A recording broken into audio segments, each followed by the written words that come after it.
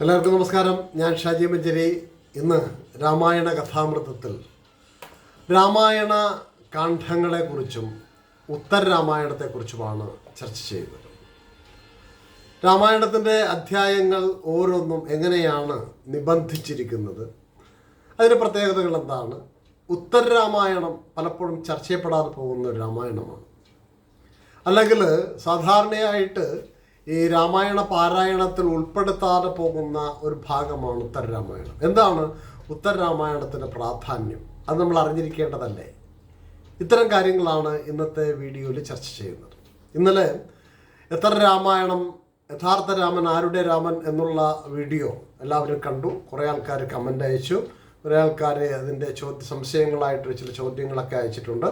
അതൊക്കെ ഉത്തരം വ്യക്തിപരമായിട്ട് ഞാൻ നൽകിയിട്ടുണ്ട് എന്നാണ് എൻ്റെ വിശ്വാസം. ഏതായാലും ഇന്ന് രാമായണത്തിലെ ഓരോ അധ്യായങ്ങൾ, അല്ലെങ്കിൽ അതിന് കാണ്ഡങ്ങൾ എന്നാണ് പറയുക, 6 കാണ്ഡങ്ങളും ഉത്തരരാമായണം എന്ന ഭാഗം കൂടെ കൂട്ടി 7 കാണ്ഡങ്ങളായിട്ടാണ് രാമായണത്തെ വാൽമീകി തരംതിരിച്ചിരിക്കുന്നത്. അതിൽ തന്നെ ആദ്യത്തെ ബാലകാണ്ഡവും അവസാനത്തെ ഉത്തരരാമായണവും പിന്നീട് എഴുതച്ചേർക്കപ്പെട്ടതാണ് എന്നുള്ള തലത്തിലുള്ള പഠനങ്ങളുണ്ട്. അത് ഞാൻ ഇന്നലെ സൂചിപ്പിച്ചിരുന്നു.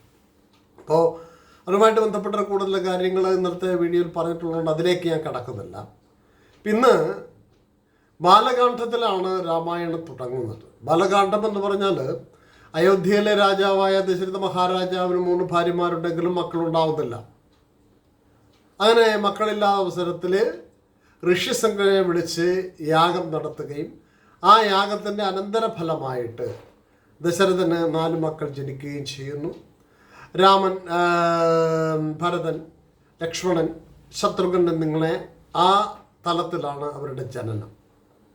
ഇതേ അവസരത്തിൽ തന്നെ ജനക മഹാരാജാവിന് മക്കളില്ലാതിരുന്ന സമയത്ത് വയലിൽ നിന്ന്, സിതത്തിൽ നിന്ന് കിട്ടിയവളെന്നുള്ള അർത്ഥത്തിൽ സീത എന്ന പേരോടുകൂടിയ രാജകുമാരിയും, അതോടൊപ്പം തന്നെ ഊർമിള എന്ന് പറയുന്ന രണ്ടാമത്തെയും, ജനക മഹാരാജാവിൻ്റെ അനുജനായിട്ടുള്ള കുശധ്വജൻ്റെ 2 മക്കൾ, ഊർമിളയ്ക്ക് ശേഷം മാണ്ഡവിയും ശ്രുതകീർത്തിയും, ഇങ്ങനെ 4 മക്കൾ.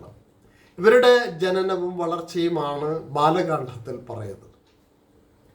രണ്ടാമത്തത് അയോധ്യാകാണ്ഡമാണ്. ഈ അയോധ്യാകാണ്ഡത്തിൻ്റെ പ്രത്യേകത, കൗമാരപ്രായ എത്തിയ, അതായത് 17 വയസ്സെത്തിയ രാമലക്ഷ്മണന്മാരെ അവതരിപ്പിച്ചുകൊണ്ട് വിശ്വാമിത്രൻ്റെ യാഗം സംരക്ഷിക്കുവാൻ പോകുന്നത് തൊട്ട് ആരംഭിക്കുന്നു. അതിലാണ് സീതാ സ്വയംവരം വരുന്നത്. ദശരഥൻ യുവരാജാവായിട്ട് രാമനെ വാഴിക്കാനായിട്ട് തീരുമാനിക്കുന്നത്. അതോടൊപ്പം തന്നെ ആ അഭിഷേകം മുടങ്ങുന്നത്, രാമലക്ഷ്മണന്മാർ വനവാസത്തിന് പോകുന്നത്.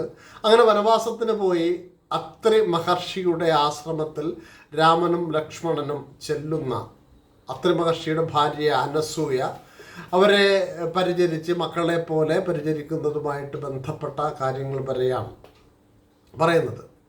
അപ്പോൾ അതിനുശേഷം 3ാമത്തെ കാണ്ഡം എന്ന് പറയുന്നത് ആരണ്യകാണ്ഡമാണ്. അതായത് വനവാസകാലമാണ്.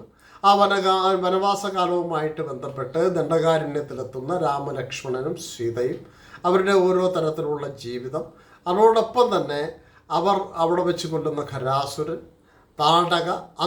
താടകയല്ല ഖരാസുരകൻ, ശൂർപ്പണഖ കൊല്ലുന്നില്ല, ശൂർപ്പണഖയുടെ മൂക്കും ചെവിയും മുറിച്ചു വിടുന്നത്, അതുപോലെ തന്നെ സീത അപഹരണം, ആ സീത അന്വേഷണത്തിൻ്റെ തുടക്കം. ഇത്രയും കാര്യങ്ങളാണ് ഈ 3ാമത്തെ അധ്യായമായിട്ടുള്ള ആരണ്യകാണ്ഡത്തിൽ വരുന്നത്. 4 അയോധ്യാകാണ്ഡം കഴിഞ്ഞ്, 1ാമത്തത് ബാലകാണ്ഡം, 2ാമത്തത് അയോധ്യാകാണ്ഡം, 3ാമത്തത് ആരണ്യകാണ്ഡം, 4ാമത്തത് ബാലകൻ അയോധ്യയിൽ നിന്ന് ആരണ്യത്തിലെത്തി കിഷ്കിന്ധ കാണ്ഡമാണ്. കിഷ്കിന്ധ കാണ്ഡം എന്ന് പറഞ്ഞാൽ ഈ സീതാന്വേഷണവുമായി ബന്ധപ്പെട്ട് ജടായുവിനെ കാണുന്നതും അതിനെ തുടർന്നുണ്ടാകുന്ന അറിവ് വെച്ചുകൊണ്ട് ഈ ജടായുവിൻ്റെ നേതൃത്വത്തിൽ സീതയെ വനത്തിൽ അന്വേഷിക്കുന്നതും, ബാലിയുടെ സഹോദരനായ സുഗ്രീവൻ രാമനെയും മറ്റ് സഹായിക്കുന്നതും, ബാലിവധം, അതിനുശേഷം ജടായുവിൻ്റെ നിർദ്ദേശപ്രകാരം വാനരന്മാർ അന്വേഷിച്ചു പല ദിക്കിലേക്ക് പോകാൻ പോകുന്നു.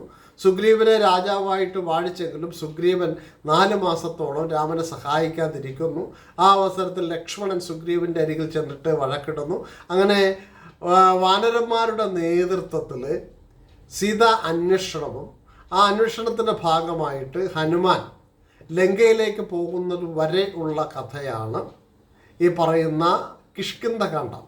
ഋഷ്യമൂക അചലം, ബാലികേറ മല.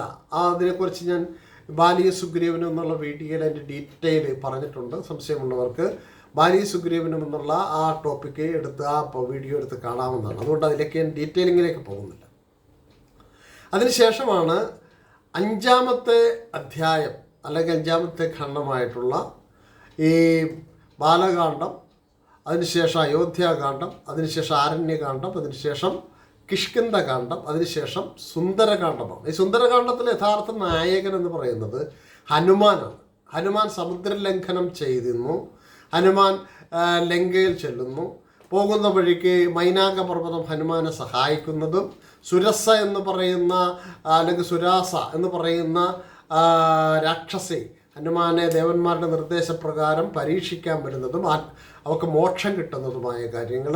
ഇങ്ങനെ അതിനുശേഷം ഹനുമാൻ ലങ്കയിലെത്തുന്നതും ലങ്കയിൽ എത്തിയതിന് ശേഷം ഹനുമാൻ സീത അന്വേഷിക്കുന്നതും ഈ സീതാന്വേഷണത്തിനായി അശോകവനികയിലെ ശിംശഭാവൃക്ഷത്തിൻ്റെ മുകളിൽ കയറിയിരിക്കുമ്പോൾ അഴകിയ രാവണനായിട്ട് രാവണൻ വരുന്നതും അങ്ങനെ അഴകിയ രാവണനായിട്ട് വന്നിട്ട് സീതയെ പ്രലോഭിപ്പിക്കാൻ നോക്കുന്നതും ഒക്കെ സാക്ഷിയായിട്ടിരുന്നു കൊണ്ട് സീത എന്ന് പറയുന്ന രാമൻ്റെ ഭാര്യയുടെ അരികിൽ ചെന്നിട്ട് താൻ രാമൻ്റെ ദൂതനായിട്ട് വന്നിരിക്കുകയാണെന്ന് മുദ്രാബോധനം കാണിക്കുന്നത് വരെയാണ് ശരിക്കും സുന്ദരകാന്ഡം. അതിനുശേഷം നേരെ തിരികെ ലങ്കയിൽ നിന്ന് പറന്ന് ഹനുമാൻ രാമൻ്റെ അരികിൽ വന്നിട്ട് സീത ലങ്കയിലുണ്ട് എന്ന് പറയുന്നിടം വരെയാണ് സുന്ദരകാന്ഡം. അതിനുശേഷമാണ് യുദ്ധകാന്ഡം. യുദ്ധകാന്ഡത്തിൽ രാമൻ തൻ്റെ വാനര സൈന്യവുമായിട്ട് ചിറകെട്ടുവാൻ പോകുന്നതും ചിറകെട്ടിയിട്ട് സമുദ്രലംഘനം ചെയ്യുന്നതും അഗ്നിദേവനും ജലദേവനും ഇവരെ അനുഗ്രഹിക്കുന്നതും അങ്ങനെ ഈ ചിറകെട്ടിയവർ ലങ്കയിൽ ചെല്ലുന്നതും ലങ്കയിൽ രാവണനുമായിട്ട് ഏറ്റുമുട്ടുന്നതും അവസാനം ആ രാവണ സഹോദരനായിട്ടുള്ള കുംഭകർണനെ വധിക്കുന്നതും ഇന്ദ്രജിത്തിനെ വധിക്കുന്നതും ഒക്കെ യുദ്ധകാന്ഡത്തിലാണ്. അതിൽ തന്നെ ഏറ്റവും അവസാനം രാമനും രാവണനും തമ്മിലുള്ള നേരിട്ടുള്ള ഏറ്റുമുട്ടലും അതിൻ്റെ പരിസമാപ്തിയിൽ രാവണ വധവും നടക്കുന്നതും വരെയാണ് യഥാർത്ഥത്തിൽ രാമായണത്തിൻ്റെ 6 കാണ്ഡങ്ങളുണ്ട്. ബാലകാന്ഡം, അയോധ്യാകാന്ഡം, ആരണ്യകാന്ഡം, കിഷ്കിന്ധകാന്ഡം, സുന്ദരകാന്ഡം, യുദ്ധകാന്ഡം. ഇതിന് ശേഷമാണ് ഉത്തര രാമായണം എന്ന ഭാഗം വരുന്നത്. അപ്പോൾ ഈ ഉത്തരരാമായണത്തിൻ്റെ പ്രാധാന്യം എന്താണ് എന്ന് ചോദിച്ചാൽ രാമായണ പാരായണത്തിൽ പലരും ഉത്തരകാന്ഡം അല്ലെങ്കിൽ ഉത്തര രാമായണം ഒഴിവാക്കുകയാണ്. യഥാർത്ഥത്തിൽ രാമായണത്തിൻ്റെ പരിസമാപ്തി നടക്കുന്നത് ഉത്തര രാമായണത്തിലാണ്. സീതയെ വിവാഹം കഴിച്ചില്ലെങ്കിൽ സീതയെ വീണ്ടെടുത്ത് രാമൻ അയോധ്യയിൽ വരികയും അയോധ്യയിൽ ഭരിക്കുന്ന സമയത്ത് അയോധ്യയിലെ ജനങ്ങളോട് രാമൻ ചോദിക്കുന്നു, അല്ലെങ്കിൽ അയോധ്യയിലെ ഭദ്രൻ എന്ന് പറയുന്ന കഥാപാത്രമാണ് ശരിക്കും രാമൻ ചോദ്യം ചോദിക്കുമ്പോൾ ഉത്തരം പറയുന്നത്. ഭദ്രനോട് ചോദിക്കുന്നു, അയോധ്യയിലെ ജനങ്ങൾ രാമൻ എന്ന രാജാവിനെ കുറിച്ച് എന്താണ് പറയുന്നത്?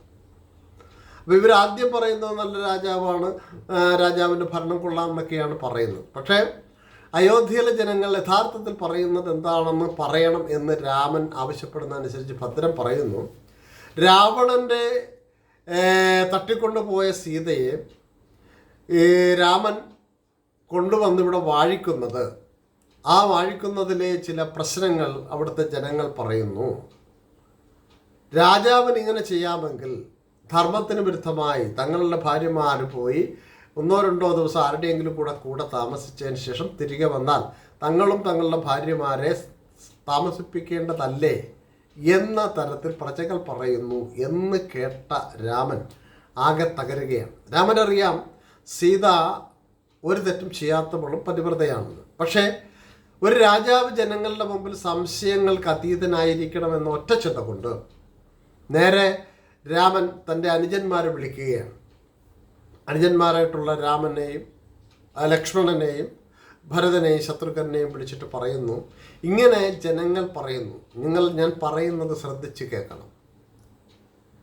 ഈ ഇക്ഷാകു വംശത്തിൻ്റെ ഏറ്റവും വലിയ കരുത്തെന്ന് പറഞ്ഞാൽ സൽകീർത്തിയാണ്. സൽകീർത്തിയില്ലാത്ത ആ രാജാവിനെ ജനങ്ങളും അതോടൊപ്പം തന്നെ ഈ ദേവന്മാർ പോലും അവഗണിക്കുകയും പിന്തള്ളുകയും ചെയ്യും. അതുകൊണ്ട് സീതയെ ദണ്ഡകാരണ്യത്തിൽ ഉപേക്ഷിക്കാൻ വേണ്ടിയിട്ട്, അല്ലെങ്കിൽ ദണ്ഡകാരണ്യത്തിലേക്ക് പോയപ്പോൾ ഞാൻ സംരക്ഷിച്ചു, എന്നാൽ ഇപ്പോൾ സീതയെ സംരക്ഷണത്തിൽ നിന്ന് ഒഴിവാക്കേണ്ടിയിരിക്കുന്നു. അതുകൊണ്ട് സീതയെ ഗംഗയുടെ അപ്പുറത്ത് താമസിക്കുന്ന ഗംഗാതീരം കടത്തി സരയൂ നദിയുടെ താഴ്വരയിൽ, അവിടെ സരയൂ നദിയല്ല, വാൽമീകി താമസിക്കുന്ന തമസാ നദിയുടെ താഴ്വരയിൽ കൊണ്ടുപോയി ഉപേക്ഷിച്ചിട്ട് വരണമെന്ന് ലക്ഷ്മണനോട് പറയുന്നു. ലക്ഷ്മണൻ മറുത്ത് പറയുന്നു, എന്നെ കൊണ്ട് അത് പറ്റില്ല എന്ന് പറയുന്നതായിട്ടൊരു കഥയിൽ പറയുന്നുണ്ട്. ആ അവസരത്തിൽ രാമൻ പറയുന്ന ഒരു ഡയലോഗ്, അല്ലെങ്കിൽ രാമൻ പറയുന്നത്, ലക്ഷ്മണ, നിന്റെ ജ്യേഷ്ഠനായ രാമനല്ല പറയുന്നത്, അയോധ്യയുടെ രാജാവാണ് സീതയെ കൊണ്ടുപോയി ഉപേക്ഷിക്കുവാൻ പറയുന്നത്. അതുവരെ അനുജനായി കരുതുന്നയാളെ അയോധ്യയുടെ രാജാവായിട്ടുള്ള രാമൻ കൽപ്പിക്കുന്നു എന്ന് പറയുമ്പോൾ വെറും പ്രജയായിട്ട് ലക്ഷ്മണനെ കാണുന്ന രംഗം കൂടിയാണ് പുരാണത്തിലെ ഉത്തരരാമായണം. അപ്പോൾ രാമൻ്റെ ആജ്ഞയെ ലംഘിക്കുവാനാവാതെ സീത അറിയാതെ സീതയെ കൊണ്ടുപോകണം. അപ്പോൾ അതിനു വേണ്ടിയിട്ട് നിയോഗിക്കപ്പെടുന്നത് ലക്ഷ്മണനാണ്. അപ്പോൾ ലക്ഷ്മണൻ സീതയോട് ചെന്നിട്ട് പറയുന്നുണ്ട്, നമുക്ക് ഗംഗാതീരം വരെ ഒന്ന് പോകണം നാളെ പ്രഭാതത്തിൽ. അപ്പോൾ സീത പറയുന്നു, സീത ഗർഭിണിയാണ്. സീത പറയുന്നുണ്ട്, ഞാൻ കഴിഞ്ഞ രാത്രി രാമനോട് പറഞ്ഞിരുന്നു എനിക്ക് ഗംഗാതടവും അവിടെയുള്ള ആ ആശ്രമങ്ങളും ഒന്ന് കാണണമെന്ന്. ഇത്ര പെട്ടെന്നാണോ രാമഭഗവാൻ എന്നെ അങ്ങോട്ട് അയക്കുന്നത്? എനിക്ക് സന്തോഷമാണ്. പക്ഷെ സീതയ്ക്ക് അറിയില്ല തന്നെ ഉപേക്ഷിക്കാൻ കൊണ്ടുപോവുകയാണ്. പിറ്റേ ദിവസം സുമന്ത്രരുടെ തേരിൽ ലക്ഷ്മണനും സീതയും തേരിൽ കയറി പോവുകയാണ്. പോകുമ്പോഴും സീത ധരിക്കുന്നത് തിരിച്ചു വരാം എന്നാണ്. പക്ഷേ അവിടെ ചെന്ന് ഗംഗയുടെ കടത്ത് കടന്ന് അക്കരെ ചെന്നപ്പോഴത്തേക്ക് സീതയുടെ മനസ്സിൽ എന്തൊക്കെയോ ആപൽശങ്കകൾ വരികയാണ്. ഈ ആപൽശങ്കകളുടെ ഫലമായിട്ട് സീത ചോദിക്കുന്നു, അല്ലയോ ലക്ഷ്മണ, എന്താണ് നിന്റെ മുഖം വിളറി തുടുത്തിരിക്കുന്നത്? എന്തൊക്കെയോ കുഴപ്പങ്ങൾ ഇവിടെ നിഴലിക്കുന്നത് പോലെ തോന്നുന്നുണ്ടല്ലോ. യഥാർത്ഥത്തിൽ എന്താണ് നിന്റെ മനസ്സിലുള്ളത്? ലക്ഷ്മണൻ സീതയുടെ കാൽക്കൽ കെട്ടുവീണ് നമസ്കരിക്കുകയാണ്. ലക്ഷ്മണൻ അങ്ങനെ നമസ്കരിക്കുന്ന സന്ദർഭത്തിൽ സീത ലക്ഷ്മണനെ പിടിച്ചെഴുന്നേൽപ്പിച്ചിട്ട് ചോദിക്കുന്നു, എന്താണെങ്കിലും നീ എന്നോട് പറയും. അപ്പോഴാണ് ലക്ഷ്മണൻ പറയുന്നത്, രാമൻ സൽകീർത്തിയെ ഭയന്ന് സീതാദേവിയെ ഉപേക്ഷിക്കുവാൻ പറഞ്ഞിരിക്കുകയാണ്. രാവണൻ്റെ കൊട്ടാരത്തിലും അന്തഃപുരത്തിലും ഒക്കെ കഴിഞ്ഞു എന്നുള്ള തരത്തിൽ അപവാദങ്ങൾ നാട്ടിലൊക്കെ പ്രചരിക്കുന്നു. ആ അപവാദങ്ങളെ രാമന് ഭയമാണ്. അതുകൊണ്ട് സീതയെ വനത്തിൽ ഉപേക്ഷിച്ചാൽ ഗംഗാതീരത്ത് ഉപേക്ഷിക്കാൻ പറയുകയാണ്. ഇവിടെ വാൽമീകിയുടെ ആശ്രമമുണ്ട്, തമസാ നദിയുടെ താഴ്വരയിലാണ്. അവിടെ ഉപേക്ഷിക്കാൻ പറഞ്ഞിരിക്കുകയാണ്. ഞാൻ നിസ്സഹായനാണ് എന്ന് പറഞ്ഞ് ലക്ഷ്മണൻ നിലത്ത് കുത്തിയിരുന്ന് കരയുന്നു. സീത അത് കേട്ട് ആദ്യം മോഹാത്സ്യപ്പെട്ട് വീഴുകയാണ്. സീത പിറ്റേ ദിവസം മടങ്ങിപ്പോകാമെന്ന് കരുതിയാണ് വരുന്നത്. സീത അത് കേട്ട് മോഹാത്സ്യപ്പെട്ട് വീഴുകയും അവസാനം രാമൻ്റെ ഈ തന്നോട് പറയാതെ തന്നെ ഉപേക്ഷിക്കുന്ന, ഗർഭിണിയായിരിക്കുന്ന സീതയെ ഉപേക്ഷിക്കുന്ന ആ വൃത്താന്തം അവൾ മനസ്സുകൊണ്ട് ഉൾക്കൊണ്ടുകൊണ്ട് ലക്ഷ്മണനോട് പറയുന്നു, ലക്ഷ്മണ, നീ കരയണ്ട, നീ എനിക്ക് അനുജനാണ്. അനുജനായതുകൊണ്ട് തന്നെ ഞാൻ ഗർഭിണിയാണ്, എന്നെ നീ നന്നായിട്ട് നോക്കിയിട്ട് പോകണം എന്ന് പറയും. അപ്പോൾ ലക്ഷ്മണൻ പറയുന്ന ഒരു വളരെ പ്രധാനപ്പെട്ട, വളരെ ശക്തമായ ഒരു വാക്കുകളുണ്ട്. ഞാൻ ഒരിക്കലും എൻ്റെ ജ്യേഷ്ഠത്തിയുടെ പാദത്തിന് മുകളിലേക്ക് നോക്കിയിട്ടില്ല. അത് പുരാണത്തിൽ ഈ സീതാന്വേഷണത്തിന് പോകുന്ന സന്ദർഭത്തിൽ ഈ സീത തൻ്റെ ആഭരണങ്ങൾ പലതും വലിച്ചെറിയുന്നുണ്ട്. അങ്ങനെ വലിച്ചെറിയുന്ന സന്ദർഭത്തിൽ കിട്ടിയ ആഭരണങ്ങൾ എടുത്തിട്ട് ലക്ഷ്മണനെ കൊണ്ടുവന്ന് രാമൻ കാണിക്കുമ്പോൾ അതിൽ പാദസ്വരം മാത്രമാണ് ലക്ഷ്മണൻ തിരിച്ചറിഞ്ഞത്. അതിന് പറയുന്ന കാര്യം, സീതയോടൊപ്പം നടക്കുന്ന സന്ദർഭത്തിൽ സീതയുടെ കാൽപാദം മാത്രമേ ലക്ഷ്മണൻ ശ്രദ്ധിച്ചിരുന്നുള്ളൂ എന്നാണ്. സീതയുടെ കാൽപാദത്തിന് മുകളിലേക്ക് ലക്ഷ്മണൻ നോക്കിയിരുന്നില്ല എന്നാണ്. അതുകൊണ്ട് മറ്റാഭരണങ്ങളൊന്നും തന്നെ ലക്ഷ്മണനെ തിരിച്ചറിയാൻ പറ്റിയില്ല എന്ന് പറയുന്നുണ്ട്. അപ്പം ഇവിടെയും ലക്ഷ്മണൻ അത് തന്നെയാണ് ഉത്തരരാമായണത്തിൽ പറയുന്നത്, ഞാൻ പാദം മാത്രമേ നോക്കിയിട്ടുള്ളൂ. അപ്പോൾ സീത പറയുന്നു, അങ്ങനെയല്ല, ഞാൻ ഗർഭിണിയാണ്, എന്നെ നോക്കിയിട്ട് പോകും. അങ്ങനെ ലക്ഷ്മണൻ സീതയെ തിരിഞ്ഞു നോക്കിയാണ് പോകുന്നത്. അങ്ങനെ പോകുന്ന അവസരത്തിൽ സീത കരഞ്ഞുകൊണ്ട് നിൽക്കുമ്പോഴാണ് വാൽമീകിയുടെ ശിഷ്യന്മാർ സീതയെ കാണുകയും വാൽമീകിയെ ആശ്രമത്തിലേക്ക് കൂട്ടിക്കൊണ്ടുപോവുകയും ഗർഭിണിയായ സീത അവിടെ വെച്ച് പ്രസവിക്കുകയും വാൽമീകി മഹർഷി ആ ഇരട്ട കുട്ടികൾക്ക് ലവകുശന്മാർ എന്ന് പേര് നൽകുകയും രാമായണം ചൊല്ലിപ്പഠിപ്പിക്കുകയും, രാമായണത്തിന് മുമ്പ് രാമായണമുണ്ടോ എന്ന എൻ്റെ ഒരു വീഡിയോ ഉണ്ട്, അത് കാണുമ്പോൾ അതുമായിട്ട് ബന്ധപ്പെട്ട കഥകളൊക്കെ കാണാം. അപ്പോൾ രാമായണം ഈ കുട്ടികളെ ചൊല്ലിപ്പഠിപ്പിക്കുകയും ആ രാമായണം പലയിടത്തും പാടി പ്രചരിപ്പിക്കുവാൻ കുട്ടികളോട് പറയുകയും ചെയ്യുന്നു. അങ്ങനെ ഇവർ ഈ ലവകുശന്മാരെന്ന സീതയുടെ മക്കൾ ഇത് പാടിക്കൊണ്ട് നടക്കുന്ന സന്ദർഭത്തിലാണ് അശ്വമേധയാഗം നടക്കുന്നു. ഈ അശ്വമേധയാഗം നടക്കുന്ന അയോധ്യയിൽ പോയി പാടുവാൻ വാൽമീകി പറയുകയാണ്. അപ്പോൾ വാൽമീകി പറയുന്ന അവസരത്തിൽ ഒരു കാര്യം കൂടെ പറയുന്നുണ്ട്. നിങ്ങളോട് രാമൻ ചോദിക്കും, നിങ്ങൾ ആരുടെ മക്കളാണെന്ന് ചോദിച്ചാൽ വാൽമീകിയുടെ ശിഷ്യന്മാരാണെന്നേ പറയാവൂ എന്ന് പറയുന്നുണ്ട്.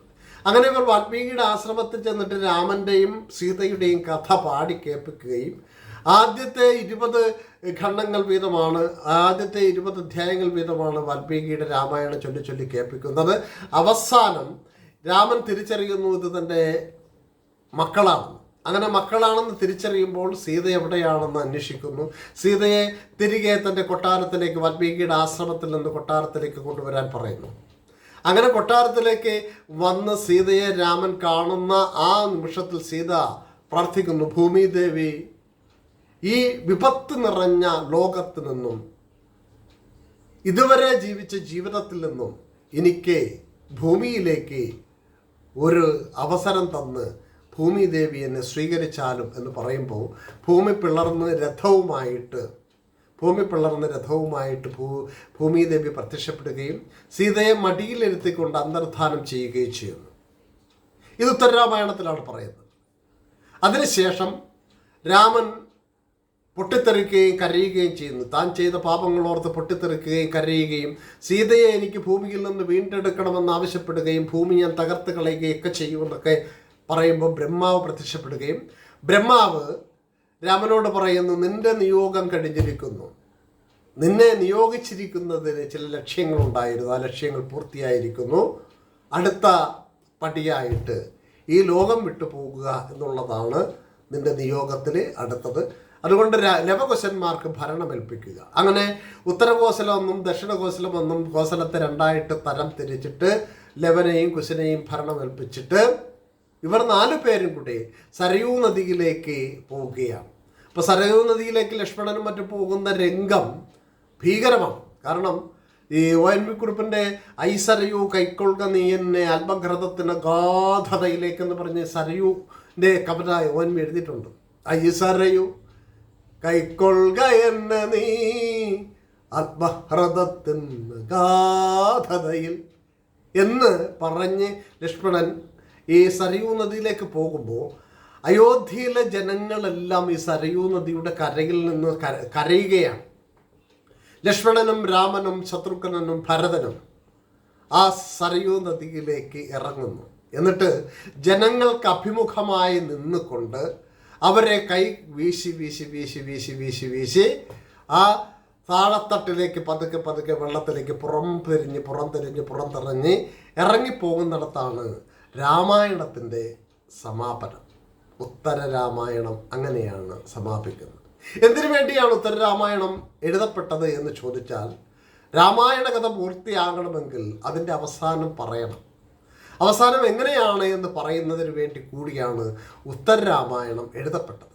അതിലാണ് അതുവരെ ഉണ്ടായിരുന്ന ചില കാര്യങ്ങൾക്ക് കൂട്ടിച്ചേർക്കലുകളും വിശദീകരണങ്ങളും അതിനെ തുടർന്നുണ്ടാകുന്ന ഭൂമിയിലേക്കുള്ള സീതയുടെ അന്തർധാനവും രാമലക്ഷ്മണന്മാർ ഭൂമിയിൽ നിന്ന് അപ്രത്യക്ഷമാകുന്നതുമൊക്കെ വർണ്ണിച്ചിരിക്കുന്നത്. അതുകൊണ്ട് തന്നെ ഉത്തരരാമായണം കൂടുതൽ ശ്രദ്ധയോടുകൂടി വായിക്കേണ്ട ഒന്ന് ആണ് എന്നുകൂടെ പറഞ്ഞുകൊണ്ട് ഇന്നത്തെ ഈ പ്രഭാഷണം ഞാൻ നിർത്തുകയാണ്. വീണ്ടും കാണാം. നന്ദി, നമസ്കാരം.